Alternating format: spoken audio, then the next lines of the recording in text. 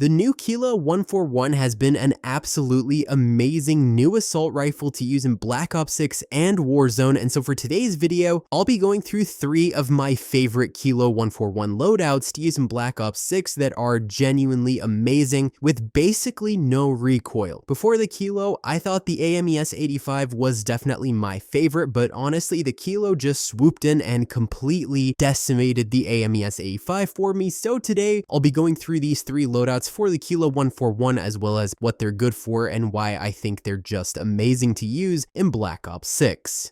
So the first one I'm going to be talking about is a movement-based, I guess you could say, Kilo 141 because I mostly designed it more so to be for a faster and more aggressive playstyle while still having some level of long-distance ability basically. This one also basically just has no recoil, which definitely makes it absolutely fantastic. In general, the Kilo 141 I've noticed is pretty low in terms of recoil, and so adding a couple of attachments honestly makes this thing like a laser beam. So for this loadout, the first thing that you're going to need is to equip the Kepler Microflex for the optic, and I always like the Kepler Microflex for the most part on any assault rifles I use. In my opinion, this is the best optic in Black Ops 6. It's the most effective in-game as well. It doesn't take up too much of your vision, and I think that it does the job well. You can obviously use any other sort of optic that you like. I know the Prismatech Reflex for instance, but for the most part, I think that in terms of optics, the Kepler Microflex just has the best balance. You'll want to use the compensator or the ported compensator for the muzzle. It's totally up to you. I personally use the compensator here and I found that it did a good job. I then use the long barrel for the barrel and the Ranger foregrip for the underbarrel. I picked the long barrel mostly for the bullet velocity because this is more of a movement based weapon, but I designed it in a way as I was playing around with it so that it wasn't bad at long distances basically. Of course, it's not like gonna be super accurate at a longer distance at some point, but your bullet drop off is not going to be as bad. For the underbarrel, you can either pick the vertical foregrip or the Ranger foregrip. I ended up using the Ranger foregrip. I tried the vertical foregrip out for some time, but in my opinion, the Ranger foregrip was just ultimately better. This is totally up to you though. The vertical foregrip is a very comparable attachment. Now for the rear grip, I used the quick draw grip, and then for the stock, I basically picked the no stock option. Not like no stock, I mean the one that's called no stock. I usually use no stock options for movement based loadouts anyways. Then for the fire mods, I used recoil springs. You can swap recoil springs for something else like fast mags if you want, but personally I preferred having recoil springs and just the standard magazine for this loadout. Again, you can play around with these attachments as much as you want, but for the most part, I think no stock is just going to be kind of the thing that you want to make sure that you're keeping because it is the best for movement, and don't put like extended mag 3 on this. It's not going to be great for handling. One of the reasons I personally love this loadout is because it literally virtually has no recoil when you're playing. The speed and accuracy makes it probably one of the best options if you're like me and you don't like to hold in one location for a long period of time. However, the magazine size is probably going to be where you're going to find a slight disadvantage in this loadout. So if you want to increase it, don't go beyond extended mag 1 for the reasons I said earlier because of handling and things like that. Fast mag is fine, but again, you're going to kind of run into the same problem where you're running out of ammunition a bit faster.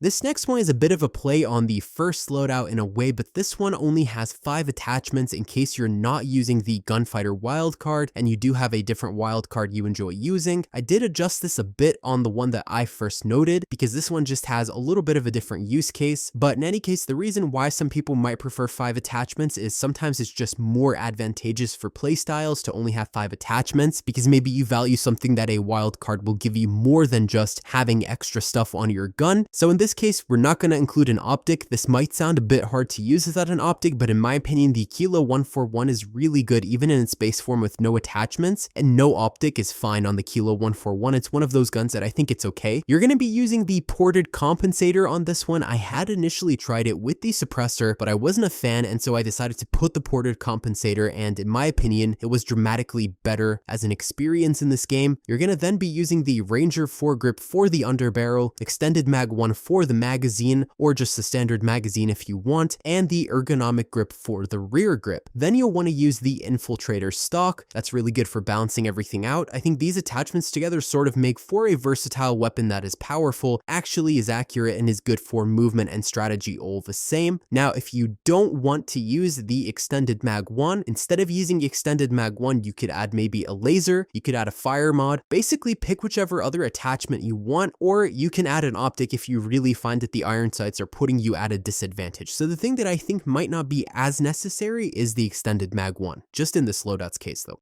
Now, the third loadout that I'm going to be talking about is what I'll call a sort of balanced loadout. It's neither for aggressive nor just methodical styles of playing. You can use this in basically any sort of style that you have, but you will definitely need to have the gunfighter wildcard for this one because this is going to go up to almost 8 attachments basically. I found that this one is great if you do like to use suppressors on your weapons, because suppressors, some people do prefer them because you don't ping on the minimap basically. For this one, you'll need the Kepler Microflex for the optic, and then the muzzle is going to be a bit different. We're actually going to be equipping the suppressor this time, and the reason being is that it's really good at sort of balancing all the other attachments out, or at least that was my experience with this. The barrel is going to be the reinforced barrel this time, and then the underbarrel is of course the Ranger foregrip. That's sort of what I use on all of the assault rifle loadouts that I make. For the magazine, we're going to be using extended mag 1 because this one is a lot better for more methodical styles of gameplay rather than more aggressive playstyles in my opinion. For the stock, we're going to be using the infiltrator stock, and then the laser is the Strelok laser for some extra control and accuracy on your weapon. You can choose to add a fire mod or not, but personally I didn't. I actually kind of forgot to put a fire mod. I was telling myself, oh, I'm going to pick one, and then I just sort of backed out and forgot. You can choose to have one or not. Personally, I didn't find that I was at a disadvantage without a fire mod, so if maybe you want a different sort of attachment over a fire mod, you can.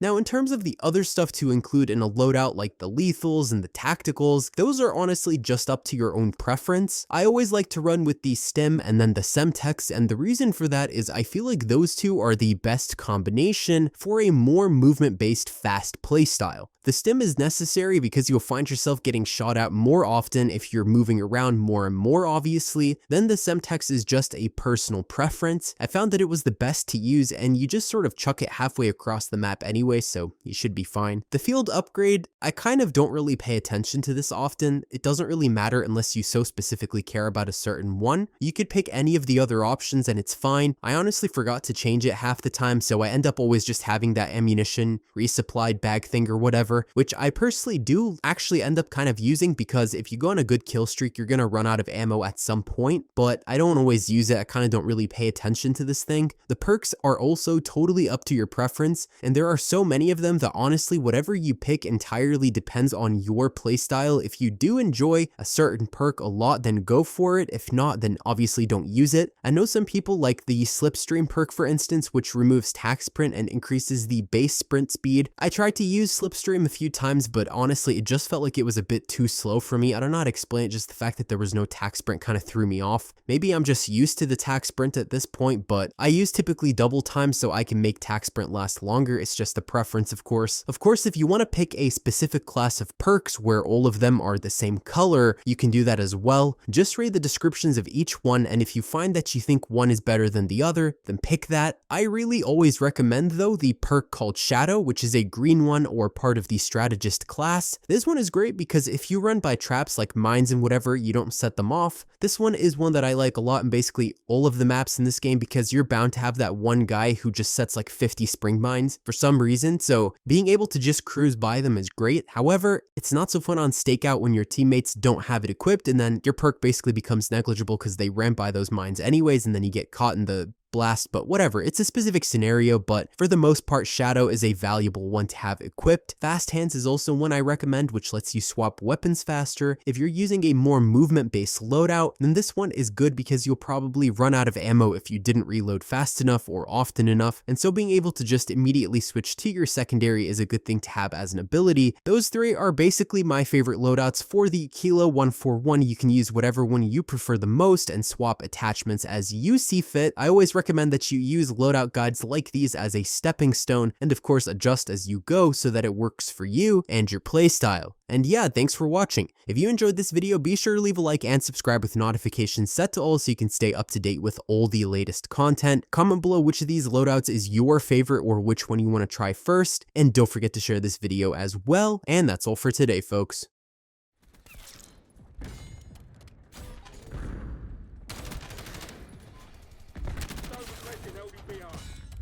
Hardpoint is secure.